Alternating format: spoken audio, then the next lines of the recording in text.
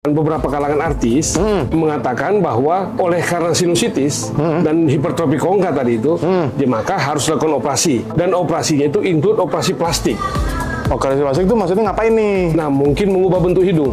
Apakah orang sinusitis atau hipertrofi kongka akan mempengaruhi dari suaranya? Suara? Iya, kalau bernyanyi gitu. Oh, oke.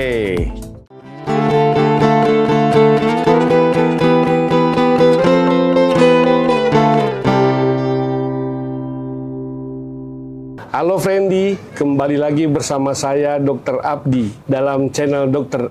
A to Z. Hari ini dalam tema Ospik, obrolan santai sepulang praktik, saya kembali lagi kehadiran sahabat saya, teman saya, Dr. Rahman Nova, spesialis THT. Selamat sore Dr. Nova di hari Sabtu yang cerah ini. Sore bro. Sore. Ini udah lama kita nggak syuting ya? Udah ada setahun hampir ya. Setahun lebih kayak terakhir syuting waktu itu masih agak-agak pandemi ya. Kita masih pakai masker waktu itu. Iya. Nah, ini dan sebutannya belum Friendly tadi itu apa tadi namanya? Friendly. Belum Friendly itu dulu tuh. Dulu kan masih belum healthy. Friendly singkatan tadi Healthy Friend with Dr. Abdi. Oh, oke. Bang, sekarang ini lagi rame di sosial media orang ngomongin tentang sinusitis. Nah, untuk sampai kepada sinusitis pasti ada satu organ namanya sinus dong, di hidung. Nah, bisa nggak bantu terangin ke gua dan semua Friendly yang ada di layar kaca sekarang ini? Oke. Nah, apa itu sinus? Jadi yang namanya sinus itu adalah rongga di dalam tulang tengkorak kita nih. Oke. Ya kan?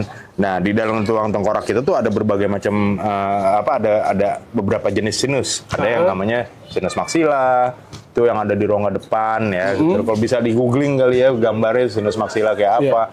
Frontal, ethmoid, ada ethmoid posterior juga, ada sphenoid yang lebih dalam. Nah, itu semua tugasnya adalah pertama mereka tuh mengurangi satu beban dari tengkorak. Kalau tengkorak itu kan berat ya, jadi mengurangi beban dari tengkorak. Yang kedua adalah bantu keseimbangan dari kepala. Oh, oke. Oke, yang ketiga membantu meredam ketika misalnya ada makanya kalau misalnya kita kehantem, kepukul atau apa gitu, itu bantu ngeredam, untuk peredam. Oh, bantalan. Bantalan lah ibaratnya kayak gitu. Yang ketiga yang berikutnya adalah menyesuaikan kelembaban, suhu udara, tekanan dan lain-lain. Itu juga sama yang terakhir yang berikutnya mungkin menjaga imunitas kita. Oh, menjaga imunitas. Salah satunya ya untuk membantu produksi mukus tuh cairan ya. Cairan itu ingus gitu? Ingus untuk membersihkan rongga hidung juga. Berarti semua orang pasti punya sinus? Semua orang di dunia ini pasti ada sinus. Pasti sinus, tapi nggak semua orang sinusitis. Jadi kadang-kadang para pasien yang tidak mengerti, kadang-kadang bilang tuh berapa kali datang ke gue, dok, saya nih ada sinus, gitu ya. Pas dilihat, ternyata keluhan dan gejalanya bukan gejala sinusitis. Tapi kamu lebih cenderung ke alergi, karena alergi itu juga keluhannya itu lama gitu loh, dan tiap hari juga gitu loh. Alergi itu rinitis alergi gitu. Rinitis alergi, jadi alergi hidung.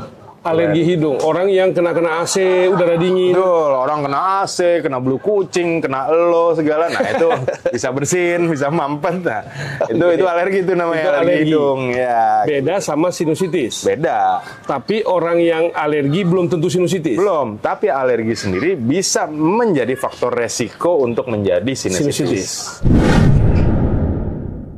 Hipertrofi kongka. Oke. Apa yang dimaksud dengan hipertrofi kongka? Lagi rame soalnya, Bang. Nah, kongka itu adalah ya kalau kita ngelihat di sini ya. Kalau dia ada tonjolan di sini nih. Ya, kayak ada daging. Itu sebenarnya ada 3 biji tuh. Kongka inferior yang paling bawah, paling gede, kongka media sama kongka superior. Oh, oke. Ya. Nah, tapi kalau misalnya itu sebenarnya normal. Ya, menjaga tujuannya untuk turbulensi udara di dalam. Ya, biar lebih lembab lah segala macam kayak gitu. Nah, Tapi konka itu akan bereaksi kalau misalnya kita pilek. Kita alergi hidung kita bereaksi tuh. Itu bengkak tuh. Melebar. Pembuluh darahnya melebar tuh. Jadi tebel. Oh. Nah, itu yang namanya kalau misalnya kita lagi bengkak, sempit, ya. Itu bisa menyebabkan sumbatan hidung. Sumbatan hidung. Iya. Okay. Nah, itu jadi yang namanya konka itu adalah ya kalau misalnya yang di rumah pada mau ngelihat konka tuh kalau ngelihat dua gini nih kayak ada bakso dua biji itu. Oh, itu namanya konka. Itu namanya konka. Oh. Nah, orang sinusitis sudah pasti hipertrofi konka.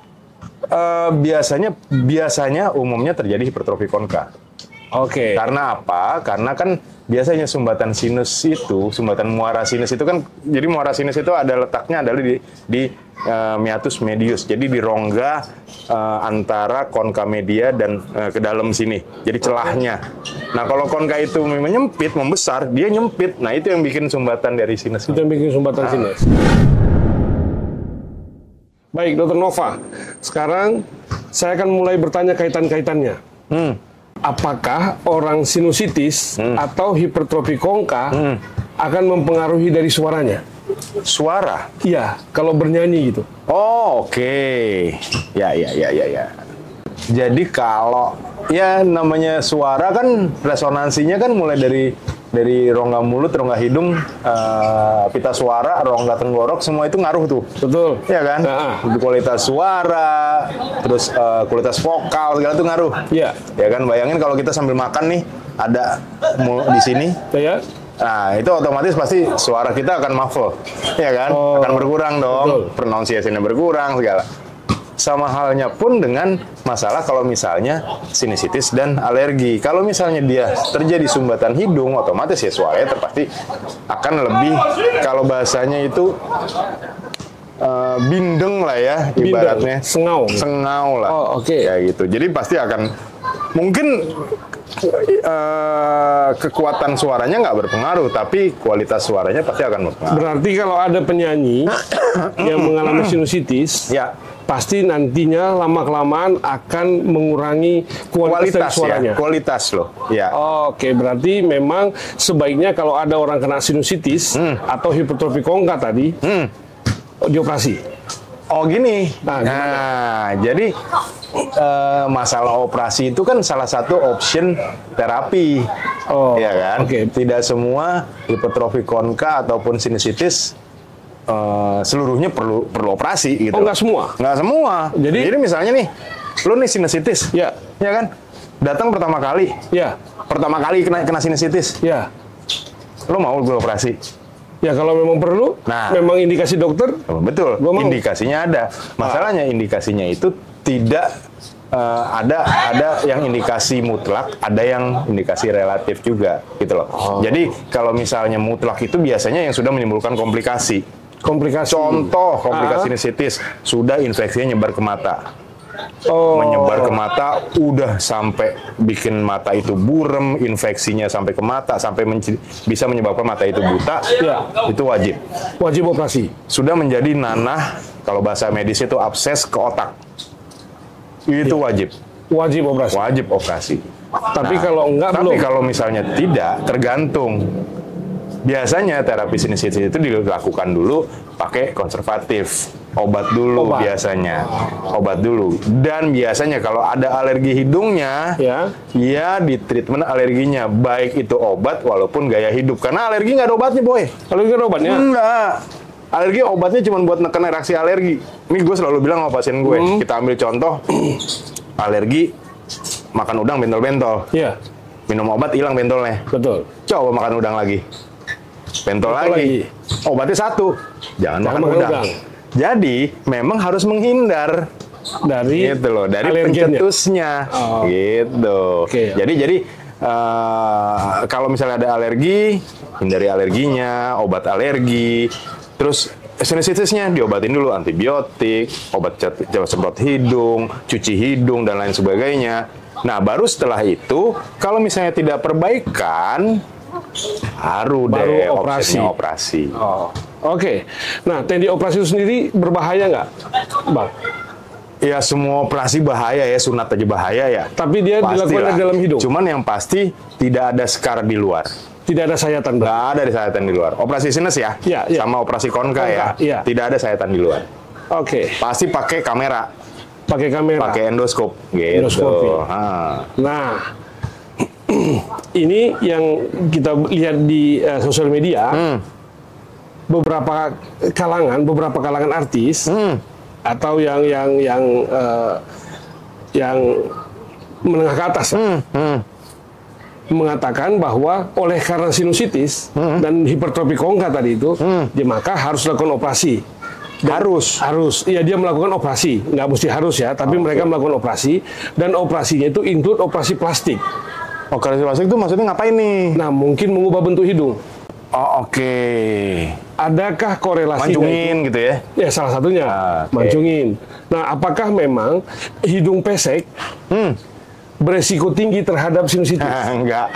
Oh, nggak ada hubungannya? Nggak ada hubungannya. Berarti mau lo hidung lo mancung atau pesek, nggak ada hubungannya? Nggak. Berarti orang-orang pesek di luar sana aman. Friendly, yang hidungnya tidak terlalu panjang, dan kena sinusitis, terapinya tidak mesti dipanjangin. Ya, betul. Oke, pertanyaan kedua tadi, apakah operasi itu tadi perlu dibarengi dengan operasi plastik? Kalau perlu sih enggak jelas, karena itu tujuannya berbeda. Berbeda. Nah, yang satu sinus Ya. dan konka Ya, untuk mengembalikan fungsinya mengembalikan fungsi dari. ke normal. Oke. Ya kan? Ya. Sedangkan operasi yang tadi dimaksud, mungkin kalau yang dimaksud itu rinoplasti ya, jadi untuk ngerapin hidung, mancungin hidung gitu ya. Mungkin maksudnya itu kali. Itu tujuannya estetik. Oh. Itu beda. Beda kasus. Beda. Karena kan mungkin ada beberapa orang awam nih Bang ya, takut Iya, untuk iya, melakukan iya, gua operasi tahu. sinus karena harus operasi plastik. Kenapa tahu. takut? Karena mungkin harganya operasi plastik tidak sama dengan operasi yang lain. Mungkin. Yang kedua, mungkin secara orang sudah puas dengan hidungnya, nggak mau diplastik-plastik. Ya. Jadi nggak mau operasi sinus Ya, gitu. pada akhirnya, nah apakah informasi yang memang operasi sinus itu harus operasi plastik berarti kita Nggak mesti. Jadi cuma Nggak mesti, memang ya? ada beberapa pasien gue dulu tuh pernah memang mindsetnya memang kayak gitu loh. Dok, saya perlu operasi nggak sih? Hidung saya saya operasi sinus nggak sih? Perlu nggak sih dok? Sekalian dok, hidung saya itu nih. Oh, pengen kata-kata mau sekalian. panjangin. Iya. Berarti. Nah, jadi mindsetnya dia bahwa operasi sinus itu sekaligus menaikin hidung, padahal bukan. Yang satu operasi estetik, itu tulang hidungnya tuh yang ditambah silikon kah, ataukah tulang dari iga kah, ya. Nah itu atau bahkan disuntik filler gitu. Nah itu kan biasanya bukan dokter tuh ya. Betul. Nah itu estetik, beda. Beda Itu ya? nggak mempengaruhi fungsi. Cuman kalau sinusitis, konka, yang operasi sinusitis itu namanya FES ya. FES kalau Functional Endoscopic Evaluation of salah itu. Functional Endoscopic Sinus Surgery. Oh, sinus surgery. Sinus surgery. Jadi FES itu nama operasi buat sinus. Sedangkan kalau misalnya operasi untuk mancungin hidung, namanya rinoplasti. Iya. Nah, itu di dua dokter yang berbeda ya? Atau satu dokter bisa yang sama bisa? Biasanya kalau estetik ke dokter bedah plastik. Dokter THT juga sebenarnya, tapi tidak banyak yang menguasai. Subspesialisnya ada. THT plastik ada. Subspesialis ada. Artinya kalau bisa gue simpulkan buat sahabat semua, friendly semua, bahwa yang punya sinus tidak mesti melakukan operasi plastik untuk mengobati sinusnya. Nggak wajib. Dan itu hanya indikasi medis. Iya. Confirm ya Bang? Confirm, indikasi medis. Nih, gue mau nanya nih sama lo nih. Iya, gimana Bang? Jadi nih, kalau yang belum tahu, Dokter Abdi ini adalah spesialis akupunktur konsultan. Ya, jadi ini udah lama nih, selama setahun lebih nih jarang ngonten, di sekolah mulu nih. Jadi mau nanya nih, ya sekarang kan akupunktur itu kan udah bukan dianggap tradisional lagi ya. Betul. Udah bukan dianggap alternatif lagi. Sedangkan udah masuk ke ranah medis. Betul. Makanya ada SPAK, spesialis akupunktur. Ada konsultannya lagi, ada subspesialisnya kan. Nah, gue mau nanya nih sama lo nih. dari bidang THT, terutama sinusitis. Tadi kita ngomongin sinusitis ya. Ya. Ada nggak perannya dalam menangani sinusitis ini akupunktur? Jadi kalau kita dokter THT misalnya, kalau yang zaman dulu kita ada tuh dipanasin ya segala macam, diuapin, diangetin. Nah, tuh fisioterapinya ada. Ya. Walaupun sekarang udah mulai ditinggalkan ya. Nah, cuman kalau dari akupunktur sendiri ada nggak kira-kira? Oke. Akupuntur itu Ini sendiri buat nambah wawasan gue juga nih, Di. siap. Akupuntur itu sendiri sekarang ini sudah masuk dalam ranah medis. Dan itu untuk mengobati sinusitis kita sebaiknya memang melakukan rawat bersama. Rawat bersama dengan dokter THT tentunya. Nah, apa perannya akupuntur di sini? Perannya akupuntur ini ada beberapa hal, Bang. Yang pertama, kita mengurangi sensitivitas dari reseptor yang ada di hidung terhadap alergen debu, bulu kucing, terhadap dingin. Nah, jarum itu sendiri ketika dimasukkan diinsersi ke dalam kulit, maka dia akan membuat yang tadi hiper menjadi normo. Hipersensitivitas judulnya akan menjadi normo. Hipertropi kongka. Dia akan membantu dengan efek akupuntur itu adalah antiinflamasi atau anti peradangan. Dia akan membuat kongka itu menjadi normal. Sehingga flow yang ada tadi di hidung itu tadi akan membaik. Berarti kalau gue tangkap untuk lebih kita utamakan ke rinitis alergi ya, ke alergi hidungnya ya. Kalau untuk sinusitisnya, nah kan rinitis alergi muncul biasanya bersama dengan sinusitis. Nah kan sinusitis bersama dengan rinitis alergi. Betul. Nah, kembali lagi bahwa sinusitis itu tadi dari terminologi namanya adanya peradangan di rongga sinus. Nah, akupuntur situ akan berperan untuk anti-inflamasi, anti-peradangan. Anti-peradangannya. Dan anti peradangan itu tidak hanya berperan di daerah lokal, tapi datangkan dari sentral. Jadi ada di situ hormon-hormon yang akan mempengaruhi peradangan, misalnya endorfin, endogen morfin, atau interleukin 10. Nah, maka itu semua nanti akan membantu untuk mengatasi peradangan di sinusitis. Tapi kembali lagi bahwa apabila penyebab sinusitisnya adalah hidung yang bengkok, artinya anatomi. Kita hanya bisa, Bang, akupuntur hanya bisa membantu untuk peradangannya. Secara anatomi nggak bisa. Gitu dia. Jadi guys tuh, akupunktur itu saat ini sudah ada manfaatnya. Jadi udah terbukti secara medis gitu loh. Memang udah dipakai di medis, bukan tradisional lagi, bro ya. Betul. Karena memang sudah banyak diteliti kan di center-center pendidikan. Dan kita juga di rumah sakit yang sama, kami kolaborasi dengan dokter spesialis THT untuk mengobati baik itu rinitis maupun sinusitis, sehingga banyak pasien yang takut operasi, Bang. Satu, yang kedua, banyak pasien yang secara finansial nggak mampu untuk operasi. Nah, akupuntur bisa menjadi alternatif medis untuk membantu memaintain sisi rongga sinus tadi. Gitu deh dari sisi keilmuan gua. Siap. Nah, terakhir ya, Bang. Lu sebagai dokter THT, boleh kasih saran dong kepada sobat friendly yang ada di rumah. Bagaimana cara kita, apalagi kita di Jakarta ini ya, cuaca buruk terjadi, banyak asap, banyak polutan. Bagaimana kita untuk menghindari terjadinya rinitis alergi atau sinusitis? Oke. Jadi preventifnya. Jadi kalau misalnya kita, sebenarnya kalau kita ngambil sisi baiknya COVID, sekarang udah bagus ya. Iya, betul. Masker semua. Nggak ada yang nggak pakai masker, makanya orang jarang sakit tuh. Betul. Sakitnya cuma COVID doang.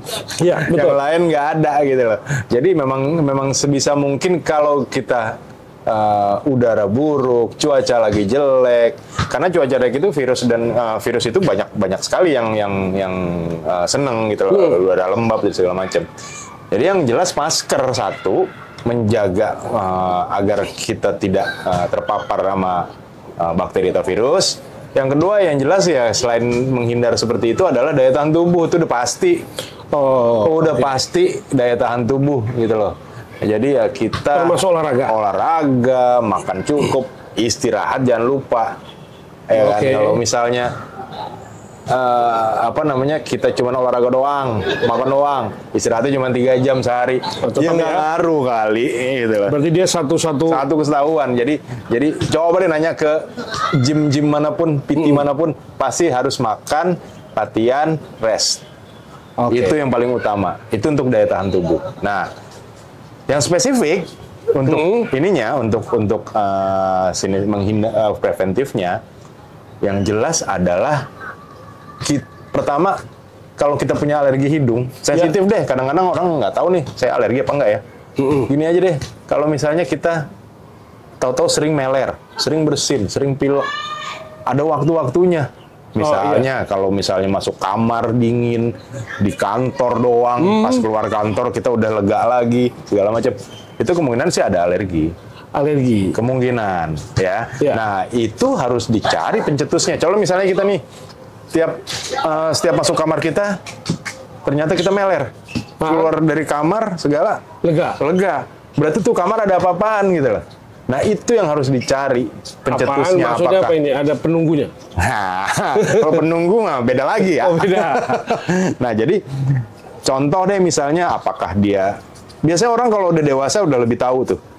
Kira-kira nih, ini setiap kalau kena udara dingin, kayaknya gue bersin nih, kayaknya gue mampet nih. Atau misalnya kalau ke gudang, gue mampet nih, gue bersin nih. Nah, itu kemungkinan ya mungkin debu kah, bisa dingin kah, atau misalnya dia punya anjing, punya kucing segala. Tiap deket-deket atau di dalam rumah itu dia selalu bersin, selalu mampet. Ya kemungkinan ya buluk binatang kah. Nah, itu harus dihindari, itu nggak ada obatnya. Nggak ada obatnya. Nah, itu untuk maintenance biar kita tidak menjadi preventif untuk tidak menjadi sinusitis. Lalu yang kadang-kadang orang anggap enteng juga adalah cuci hidung. Jadi cuci hidung bisa sesering mungkin, sama kayak kita cuci tangan lah pas zaman COVID. Sesering mungkin. Bukan 2 kali sehari aja. Enggak. Biasanya yang bagus adalah pakai cairan infus NaCl, karena dia kan sama tuh sama itu kita ya, sama cairan tubuh kita gitu loh. Nah, itu biasanya pakai itu yang bagus. Cuci aja terus. Jadi setiap kita pulang kantor cuci, kita pagi cuci, sore cuci, pas malam mau tidur cuci. Boleh ya? Boleh, nggak masalah. Siap. Itu jadi mungkin. Nah, satu lagi, ada juga sinusitis ini disebabkan oleh karena gigi bolong. Terutama biasanya geraham belakang nih, banyak yang nggak tahu juga nih. Geraham belakang itu karena dia akarnya itu biasanya molar itu dia nempel sama dasarnya sinus. Nah, kadang-kadang bisa nembus tuh. Jadi kalau misalnya dia bolong, bakteri yang ada di gigi, dia sakit gigi, nembus tuh ke atas tuh. Sampai ke hidung. Jadi kalau misalnya ada gigi yang bolong segala macam harus diperbaiki. Diperbaiki ke dokter gigi. Ini itu kali ya. Standar ya. Terima kasih. Baik Dr. Nova, sudah hampir setengah jam kita diskusi bincang-bincang hari ini. Terima kasih untuk semua ilmunya, tentang pandangannya, dan edukasinya. Kan ngobrol setelah praktek, jadi kan cuman sekedar ngobrol. Nah, tapi kan untuk friendly yang ada di rumah, ini akan sangat membantu. Terima kasih. Semoga praktek itu selalu lancar dan sering-sering kita untuk berdiskusi, ngobrol-ngobrol seperti ini. Baik friendly sekalian, ini yang bisa kami bagikan pada hari ini. Kalau ada tema-tema atau topik-topik yang friendly butuhkan, boleh berikan komen di bawah ini untuk kami lakukan pembahasan di sesi berikutnya. Salam tenang, salam senang, dan salam menang.